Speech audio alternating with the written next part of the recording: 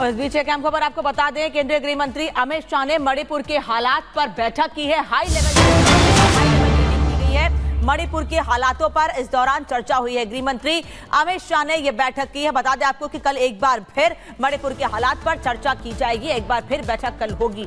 अधिकारियों ने अमित शाह को हालात की जानकारी दी है।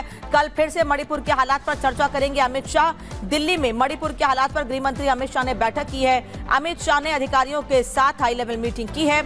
अधिकारियों ने अमित शाह को हालात की जानकारी दी है और कल फिर से मणिपुर के हालात पर अमित शाह चर्चा करेंगे।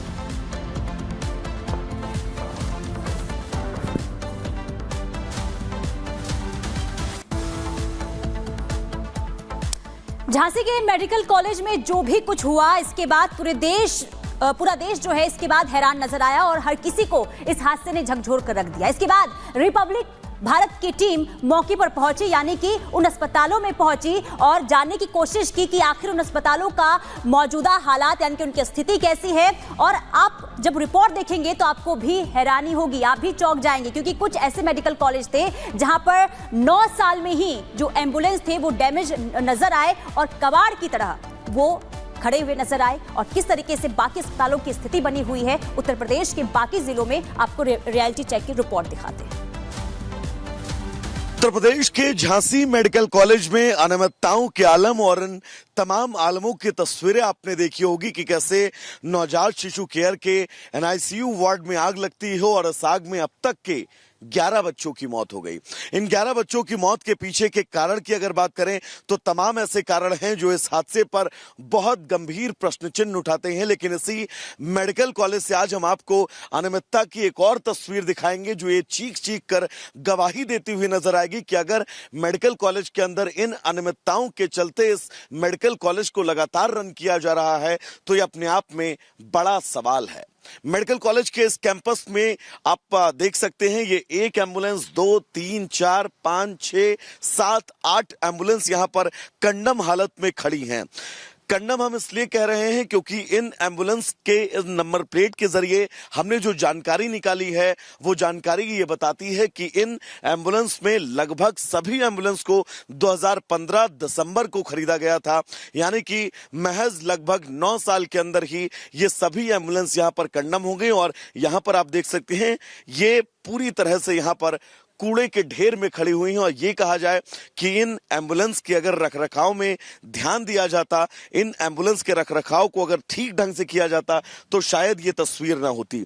इन एम्बुलेंस के इन नंबरों से हमने जब इसकी डिटेल निकाली है तो इस एम्बुलेंस की इसके ठीक बगल जो ये 34-17 नंबर की एम्बुलेंस है, इसकी इन सब की मैन्युफैक्चर डेट दिसंबर 2015 है, यानी कि महज 9 साल के अंदर बेहतर रखरखाव न होने के चलते ये सभी एम्बुलेंस यहां पर कूड़े के ढेर में सिर्फ और सिर्फ सफेद हाथी बनके वो सवाल पूछ रही हैं यहां के मेडिकल कॉलेज के स्टाफ से, यहां के प्रशासन से कि आखिर इन तमाम एम्बुलेंस के साथ ही उन अनियमितताओं पर कब वो अपनी चुप्पी तोड़ेंगे जिन अनियमितताओं के चलते शायद अब तक ये कहा जा सकता है कि मासूम 11 बच्चों की जान चली गई।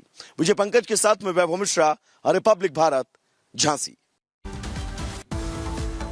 तो झांसी में इतने बड़े अग्निकांड के बावजूद कई अस्पताल ऐसे हैं जो अभी तक अलर्ट मोड पर नहीं आए हैं। कानपुर के एक अस्पताल में फायर सेफ्टी सिस्टम बिल्कुल भी ठीक हालत में नहीं है, व्यवस्था चरमराई हुई है। हमारी टीम ने मौके से जायजा लिया। उत्तर प्रदेश के झांसी में हुए अग्निकांड के बाद लगातार जो फायर विभाग की टीम्स हैं प्रदेश भर में जो हॉस्पिटल्स हैं या भीड़भाड़ की जगह है वहाँ पर लगातार जो इंस्पेक्शन है वो कर रही है। उसी के चलते आज टीम जो है वो कानपुर के कार्डियोलॉजी पहुंची थी। कई अनियमितताएं यहाँ पर देखने को मिली, जिसके बाद जो इंस्ट्रक्शंस हैं वो दिए गए थे। हमारे साथ इस वक्त बात करने के लिए जो डायरेक्टर हैं राकेश वर्मा जी, उनसे बात करने की कोशिश करते हैं। सर, आज टीम ने यहाँ पर हॉस्पिटल में इंस्पेक्शन किया है, किस तरह की जो खामियाँ हैं वो पाई हैं? ज़्यादातर सारी चीज़ें अच्छी पाई गई हैं, कुछ कमियां हैं जो उनको हम लोग within a week improve कर लेंगे। सब PA सिस्टम की बात की थी वो यहाँ पर ये सिस्टम वो होता है कि जैसे अलार्म सिस्टम कि हम पब्लिक को एड्रेस कर सकें, वो असलियत में हमारा पूरा रिनोवेशन हो रहा है इसका, तो PA सिस्टम उसमें इंक्लूडेड है। एक्शन में नहीं है लेकिन वायरिंग हो रखी है। इतना बड़ी चूक है, अगर कोई घटना होती है तो ऐसे में पैनिक क्रिएट हो जाएगा। नहीं, ऐसा तो नहीं होना चाहिए। ऐसा कुछ है अभी, इतनी है ये नहीं। कई सिलेंडर्स हमने देखे, उनमें जो नोजल थी वो फंक्शनल नहीं थी। वो चीज़ समय पर इनका चेकअप नहीं होता है। बिल्कुल होता है, लेकिन यह है कि और सजगता से किया जाएगा। झांसी की घटना के बाद ही अब टीम पहुंची, लेकिन उसके बाद भी एक दिन बीत जाने के बाद भी आप लोगों के द्वारा यहाँ पर कोई इंस्पेक्शन ऐसा कुछ नहीं किया गया था। कल इंस्पेक्शन सुबह पूरा एक तरफ से पूरी टीम जो है इंस्पेक्शन करेगी, एक चीज़ का पूरा प्लान आउट है कल से। तो देखिए, साफ तौर पर ये डायरेक्टर हैं जिनका कहना है कि आज जब यहाँ पर फायर ब्रिगेड टीम आ चुकी है, उसके बाद अब जो इनकी नींद है वो खुली है, और इनका कहना है कि अब इंस्पेक्शन कल सुबह से इनके यहाँ पर किया जाएगा। जर्नलिस्ट रवि के साथ गौरव त्रिवेदी, रिपब्लिक नेटवर्क, कानपुर।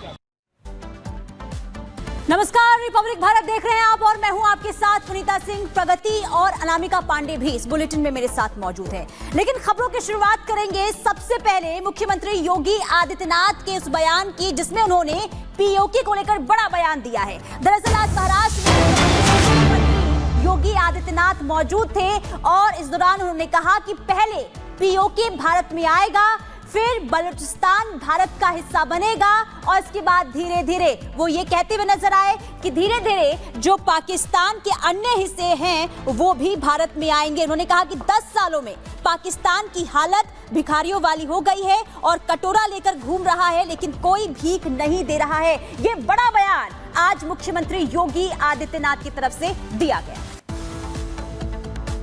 आज मोदी जी के नेतृत्व में नया भारत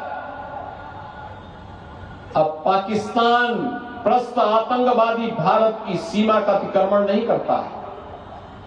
उसे मालूम है नया भारत है, छेड़ता नहीं है, लेकिन कोई छेड़ता है तो छोड़ता भी नहीं है, घुस करके मारता है। पाकिस्तान इसीलिए हिला हुआ है, और अब तो 10 वर्ष में पाकिस्तान की हालत यह हो गई है कि कटोरा लेके घूम रहा है, कोई भीख भी नहीं दे रहा है दुनिया के अंदर। बहनों और भाइयों, मैं आपसे कहने के लिए आया हूं, भारत की ताकत को बढ़ाइए। देखना, पहले पाक अधिकृत कश्मीर भारत में आएगा, फिर बलूचिस्तान और पाकिस्तान के अन्य भाग भी भारत के हिस्से बनेंगे। और उत्तर प्रदेश में 9 सीटों पर उपचुनाव होना है, जिसको लेकर मुख्यमंत्री योगी आदित्यनाथ लगातार मैदान में ताकत झोंकते हुए नजर आ रहे हैं। एक तरफ यूपी के मुख्यमंत्री योगी आदित्यनाथ लगातार ताकत झोंक रहे हैं, तो सपा के अध्यक्ष अखिलेश यादव की तरफ से भी सियासी बयानबाजी का दौर तेज है। दोनों ही अपनी रैलियों में वार पलटवार करते दिखाई दे रहे हैं।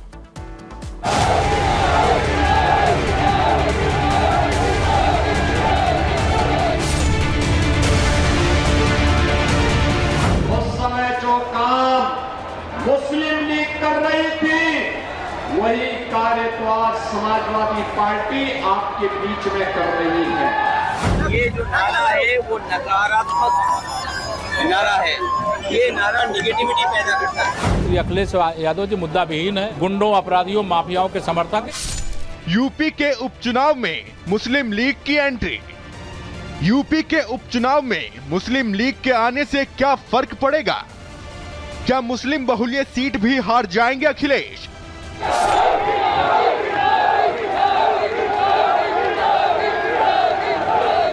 यूपी के उपचुनाव में मुस्लिम लीग की एंट्री हो गई है। खैर सीट पर प्रचार करते हुए योगी ने 1906 की याद दिलाई। आखिर योगी ने क्यों मुस्लिम लीग की चर्चा की और 1906 याद दिलाया, सुनिए। 1906 यही अलीगढ़ है जब यहां पर भारत के विभाजन की नींव रखने वाली मुस्लिम लीग की स्थापना इसी अलीगढ़ में हुई थी। अलीगढ़ ने उनकी चलने नहीं दी, लेकिन देश को सांप्रदायिक आधार पर बांटने के उनके मंसूबे सफल हो गए। याद रखना, मुस्लिम लीग की स्थापना कराची में नहीं हुई, इस्लामाबाद में नहीं हुई, ढाका में नहीं हुई, उसकी स्थापना इसी अलीगढ़ में हुई थी।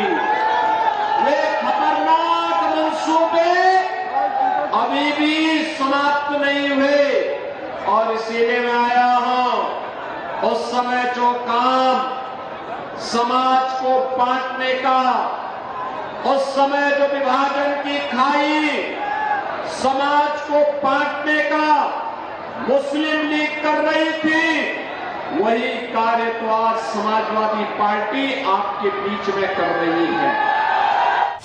3 दिन बचे हैं वोटिंग के, इसलिए प्रचार में शोर ज्यादा है। एक एक सीट पर जैसे जंग सी छिड़ी हुई है।